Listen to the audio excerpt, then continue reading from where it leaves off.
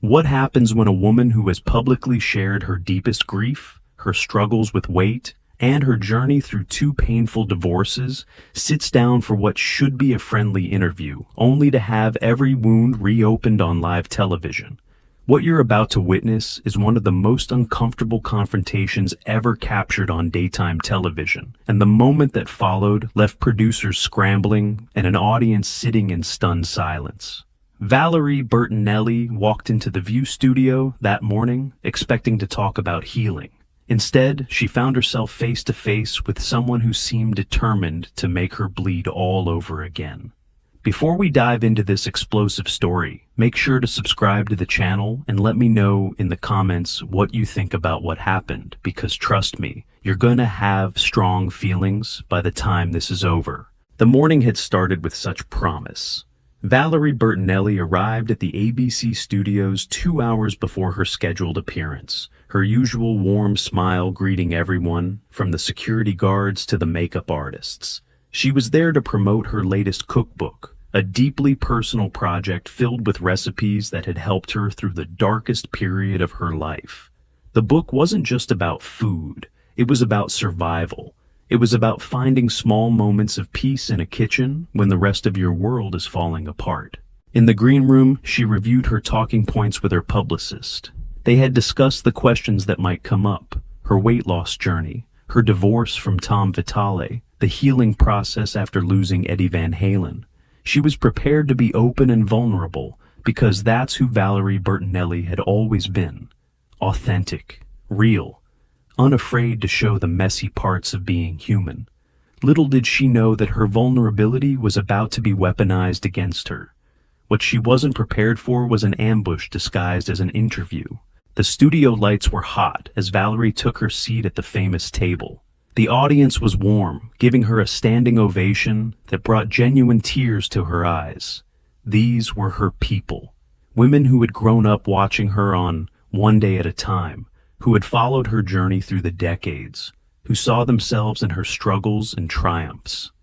They cheered not just for the actress they remembered, but for the woman they had come to know through her candid social media posts and her willingness to be real in a world that demanded perfection. Whoopi Goldberg opened the segment with characteristic warmth. "We are so happy to have our next guest here today. She's been in our living rooms for nearly 50 years, from Barbara Cooper to her own cooking shows. Please welcome the incredible Valerie Bertinelli." The applause was thunderous. Valerie waved, dabbing at her eyes with a tissue she had brought from the green room. "Thank you so much," she said, her voice catching slightly. "It means so much to be here with all of you. I've watched this show for years, so this is a real honor." Sarah Haynes jumped in first with a question about the cookbook, and Valerie lit up talking about the recipes, the memories attached to each one, the way cooking had become her meditation during impossible times. She spoke about her grandmother's pasta sauce, how making it connected her to memories of being a child in a warm kitchen, surrounded by love.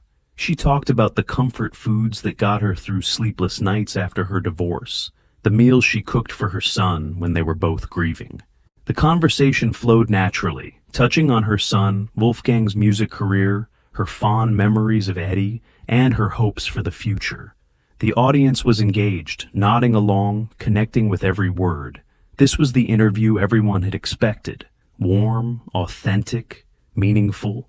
Then Joy Behar leaned forward, and the energy in the room shifted in a way that made several people uncomfortable. There was something in her eyes that the other hosts recognized, that predatory gleam that meant she was about to go somewhere unexpected. "So Valerie," Joy began, her voice carrying that familiar edge that regular viewers knew all too well, "you've written quite a few cookbooks now. This must be, what, your fifth? Sixth?" Valerie nodded, still smiling, unaware of what was coming. "This is my sixth, yes. Each one has been a different chapter of my life, I suppose. They've all reflected where I was emotionally at the time."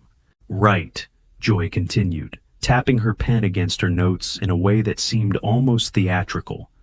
"And each one seems to come with some new personal crisis that you're very publicly working through. Don't you think there's something a little calculated about that? Turn your trauma into a marketing opportunity? The question landed like a slap across the face. The audience went quiet. The other hosts exchanged glances that ranged from surprise to openly uncomfortable. Valerie's smile faltered, but only for a moment before she gathered herself. But in that moment, everyone in the studio saw the hurt flash across her face. "I'm not sure I understand what you're asking, Joy," Valerie said carefully, her voice measured. "These books are about sharing recipes and stories that have helped me. If they help someone else going through something similar, then I've done something meaningful. That's always been my intention." But Joy wasn't backing down. If anything, she seemed energized by the tension she'd created. She had that look in her eyes, the one that said she had decided before the interview even started exactly where she wanted this conversation to go. And nothing was going to deter her from that path. What I'm asking is whether all this oversharing isn't just a carefully constructed brand. The weight struggles you talk about constantly. The divorce you've made sure everyone knows every detail about. Even your grief over Eddie seems to pop up whenever you have something to promote. Doesn't that strike you as a bit convenient? The studio was so quiet now that the hum of the lights seemed deafening. Valerie's face had gone pale, her hands gripping the armrests of her chair so tightly that her knuckles were turning white. When she spoke, her voice was barely above a whisper, but it carried a weight that filled the entire studio. "Joy, I lost the love of my life to cancer. I watched him deteriorate for years. I held his hand when he took his last breath. I was there when my son said goodbye to his father. If you think I would use that pain to sell cookbooks, then you fundamentally misunderstand who I am as a person." The words hung in the air, heavy with emotion and the kind of pain that couldn't be faked. But Joy inexplicably pressed forward. Something was driving her that went beyond normal interviewing. Something that looked almost personal. "Oh, come on. You and Eddie were divorced for over a decade before he died. Let's not pretend this was some great love story that was cruelly interrupted. You'd both moved on. You'd both remarried. The tragic widow act seems a bit much, don't you think?" Several audience members gasped audibly. Alyssa Farah Griffin looked like she wanted to disappear into her chair. Sarah Haynes had her hand over her mouth in visible shock.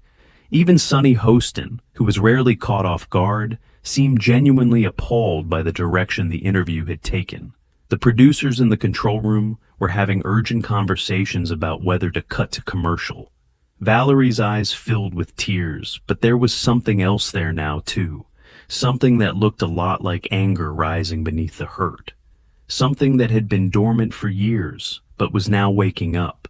"You don't know anything about our relationship," Valerie said, her voice stronger now, steadier. "Eddie and I may have been divorced on paper, but he was the father of my child. He was my best friend until the day he died. We talked every single day. We had dinner together regularly. Our families spent holidays together. Just because a marriage doesn't last forever doesn't mean the love ends. That's not how love works." Joy leaned back with what could only be described as a smirk, a satisfied expression that suggested she was pleased with the reaction she was getting. "Well, that's a lovely story for the cameras, but the reality is that you've built an entire second career out of being the suffering celebrity. First it was the weight struggles, then the difficult marriage, now the grief. What's next, Valerie? What's the next tragedy you're going to monetize?" The accusation was so cruel, so deliberately designed to wound, that for a moment Valerie simply stared at Joy in disbelief. The kind of disbelief you experience when someone does something so unexpectedly awful that your brain can't quite process it. When she finally spoke, her voice had dropped to a dangerous calm that those who knew her well would recognize as the breaking point. "You know what I find interesting, Joy?" Valerie said, straightening in her chair. "You've spent the last several minutes attacking my character, my grief, my motives for sharing my story. But you haven't asked me a single question about the actual content of my book. Not one recipe, not one story about healing, nothing constructive at all." Joy waved her hand dismissively. as if Valerie's observation was beneath consideration. The cookbook stuff is promotional fluff. Anyone can write about recipes. I'm asking the real questions that journalists should be asking. Really? Valerie's voice was getting stronger, her composure returning as something harder took its place. Because what I'm hearing isn't journalism. What I'm hearing is cruelty for entertainment value. You're not trying to get at any truth. You're trying to make me cry on camera so you can have your viral moment. Is that what this show has become? The observation was so accurate that Joy actually flinched. Her confident expression flickered for just a moment, but she recovered quickly, her defensive instincts kicking in with practiced ease. I'm holding you accountable for the way you've commodified your personal struggles. Someone has to point out that this constant oversharing might be less about helping others and more about helping yourself. Someone has to ask these questions. Valerie leaned forward, and there was no more sadness in her eyes, only a fierce, burning clarity that transformed her entire presence. The audience could see the change happening in real time. This wasn't the sweet actress from the sitcoms anymore. This was a woman who had been pushed too far. Accountable for what exactly? For being honest about my weight struggles when millions of women are shamed for their bodies every day? For talking openly about the pain of divorce when half of marriages end the same way? For grieving publicly when our culture tells women we're supposed to suffer in silence and never be a burden? She paused, letting those questions sink in before continuing. The studio was so quiet you could have heard a pin drop. You want to know what accountability looks like, Joy? It looks like me sitting here right now, refusing to let you make me feel ashamed for being human. It looks like me standing up and saying that your questions aren't journalism, they're cruelty, and I'm not going to participate in that anymore. Joy's face had gone red. Her voice was getting shriller. Well, I think you're being defensive because you know there's truth in what I'm saying. If your motives were pure, you wouldn't be so upset by legitimate questions. No, Valerie said firmly, her voice cutting through Joy's defensive protests. I'm upset because I came here in good faith to have a meaningful conversation about healing and resilience, and instead, I've been subjected to a character assassination by someone who apparently decided, before I even sat down, that I was a fraud. That's not journalism. That's a hit job. The studio was absolutely silent. Even the crew members had stopped moving, transfixed by what they were witnessing. This wasn't the Valerie Bertinelli the world knew, the sweet, gentle actress who cried on cooking shows and shared vulnerable moments on Instagram. This was someone who had been pushed too far and was finally pushing back with everything she had. Joy tried to regain control.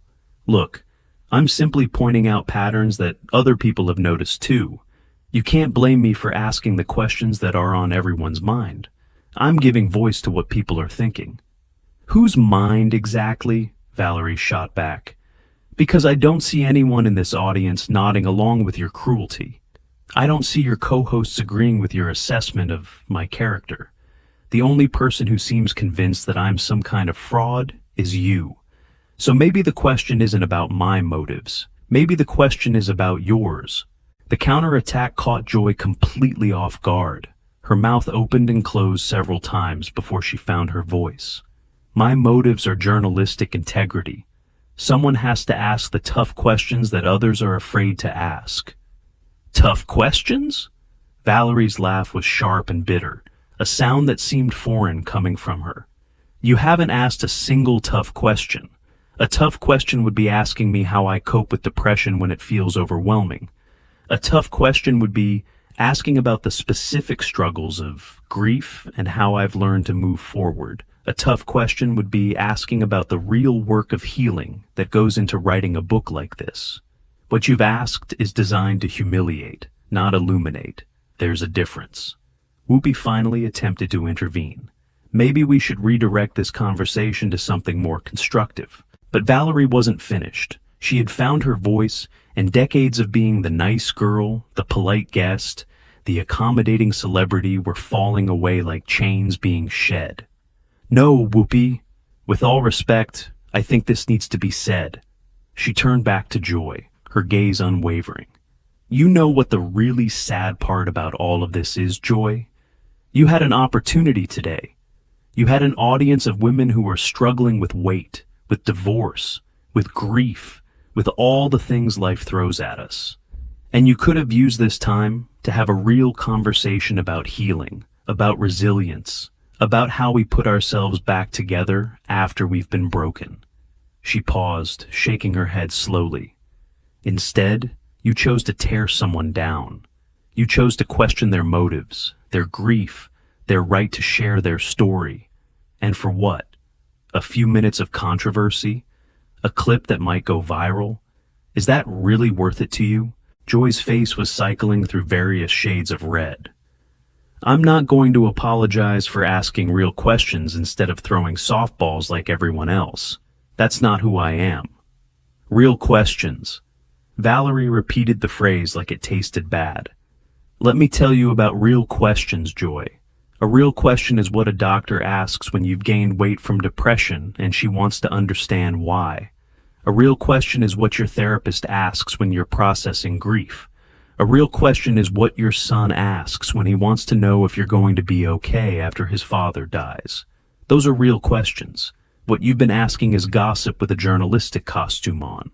The observation was devastating in its accuracy. Joy's smirk had completely disappeared, replaced by something that might have been shame if she were capable of showing it. But she wasn't done fighting. Well, Joy managed, her voice considerably less confident than it had been moments earlier.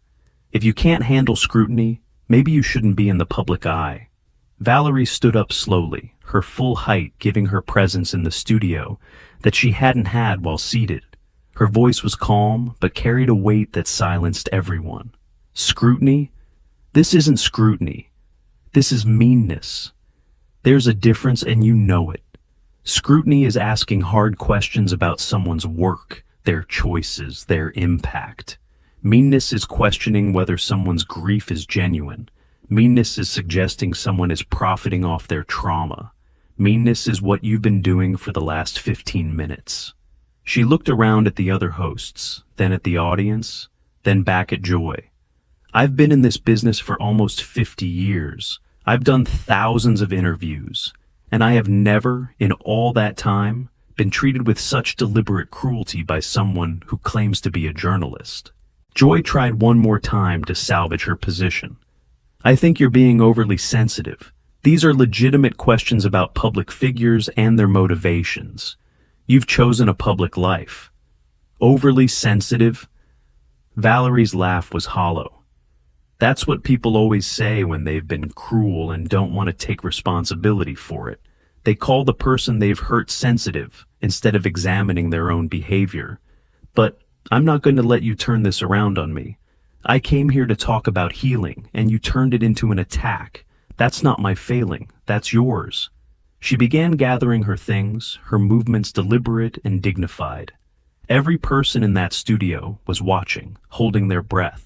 You know what I've learned in 65 years of life, Joy? I've learned that hurt people hurt people. I've learned that when someone attacks you unprovoked, it's usually because there's something inside them that's broken. And I've learned that you can't heal what you refuse to acknowledge. She looked at Joy with something that might have been pity. I don't know what's broken inside you that made you decide to come after me today. But I hope you find it and deal with it, because this isn't journalism. This isn't entertainment. This is just sad. Joy opened her mouth to respond, but Valerie held up her hand. No, we're done here. You've had your 15 minutes to tear me down. You've questioned my grief, my motives, my character. You've suggested that my pain is manufactured for profit. And now you want to have the last word? No, I don't think so. She turned to address the camera directly, her voice soft but unwavering.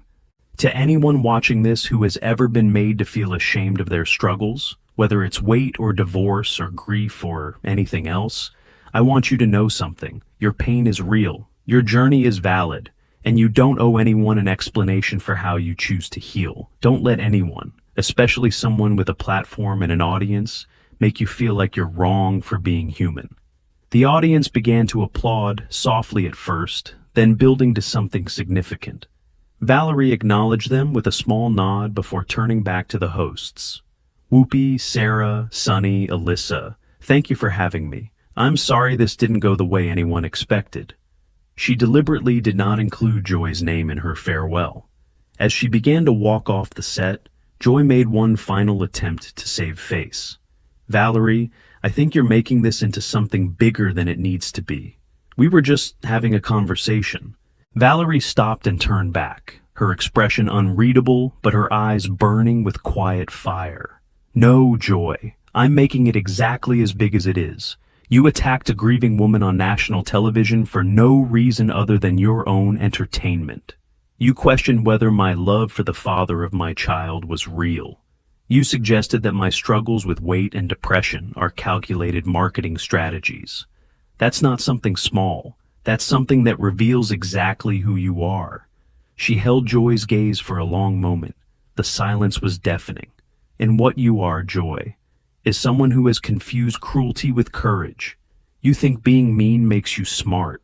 You think tearing people down makes you relevant. But all it really makes you is someone that people dread being in a room with. And that's the saddest thing of all. With that, she walked off the stage. The audience sat in stunned silence. The other hosts stared at their hands, at their notes, anywhere but at Joy, who was sitting alone at the table, looking like someone who had just realized they had made a terrible, irreversible mistake. What had started as a promotional interview for a cookbook had become something else entirely, a moment of reckoning, a demonstration of what happens when someone who has always been nice, always been accommodating, finally decides that enough is enough. And as the cameras continued to roll, capturing Joy Behar's isolated figure at that famous table, it was clear to everyone in that studio exactly who had come out on top. What do you think about this incredible confrontation? Was Joy Behar out of line, or was she just doing her job? Drop your thoughts in the comments below, and make sure to subscribe for more stories that will absolutely leave you speechless.